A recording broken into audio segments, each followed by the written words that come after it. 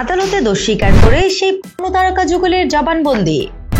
ঢাকার পল্টন মডেল থানায় করা পর্নোগ্রাফি আইনের মামলায় 5 দিনের রিমান্ড শেষে রোববার তাদের আদালতে হাজির করেন তদন্ত কর্মকর্তা পুলিশের অপরাধ তদন্ত বিভাগ সিআইডির এসআই মিজানুর রহমান।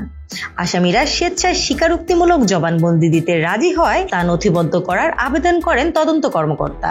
এই আবেদনের পরিপ্রেক্ষিতে ঢাকার মহানগর হাকিম জুয়েল রানা আসামি মোহাম্মদ আজিমের এবং আরেক মহানগর হাকিম মেহেরা মাহবুব আসামি বৃষ্টির জবানবন্দি নথিবদ্ধ করেন। প্রসিকিউশন বিভাগের এসআই রুকনুজ্জামান এ তথ্য দিয়ে বলেছেন, জবানবন্দি দেওয়ার পর তাদের কারাগারে পাঠানো হয়েছে। গেল 20 অক্টোবর ভোররাতে সিআইডির এলআইসি ও cyber police centre CPC unit বান্দরবানের হাজিপাড়ার বালাঘাট এলাকা থেকে তাদের গ্রেফতার করে। এ সময় কোনো ভিডিও তৈরির আলামত হিসেবে তাদের কাছ থেকে মোবাইল, সিম কার্ড, ক্যামেরা, ট্রাইপড সহ বিভিন্ন সরঞ্জামাদি জব্দ করা হয়। পরদিন তাদের 5 দিনের রিমান্ডে পাঠায় আদালত।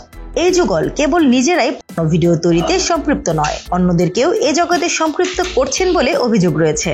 তারকা যুগলকে গ্রেফতারের পর সিআইডির সংবাদ বিজ্ঞপ্তিতে বলা হয়, প্রাথমিক বিদ্যালয়ের গণ্ডি পার হতে না পারা এ যুগল দরিদ্র পরিবার থেকে উঠে এলেও অনলাইনে রয়েছে তাদের বিলাসবহুল জীবনযাপনের বহু ছবি। বিষয়টি সামাজিক ও নৈতিকভাবে উদ্বেগজনক এবং একই সঙ্গে বেআইনি হয় তাদের গ্রেফতার করা হয়েছে।